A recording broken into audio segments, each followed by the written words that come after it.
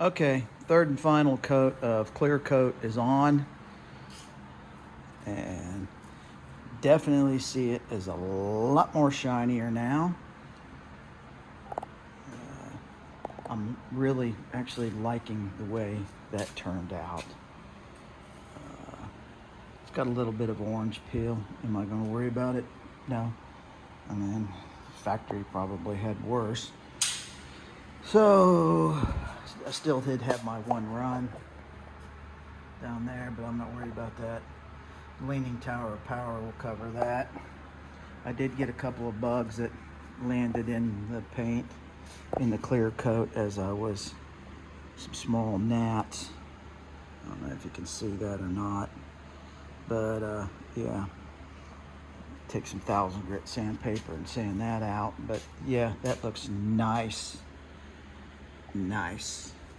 Okay, so let that dry, then unmask it all. But that is a major step forward. So then on to the door jambs, and actually I think I'm going to do ahead and do the pillars, the windshield pillars. I'll go ahead and shoot them because this section is not even seen. The painted surface is not seen. There's stainless steel trim that goes over that on the other one and across the top of the header. So you don't see it. This is covered with the track for the weather strip.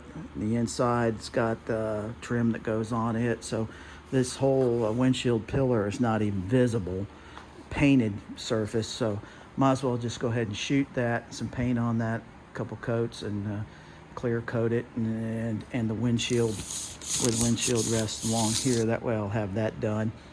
So if I put a windshield in it before I do the whole body, I doubt that, but just in case. I mean, it can be masked off when I paint the whole thing. But that's where I'm at now. Been a good day.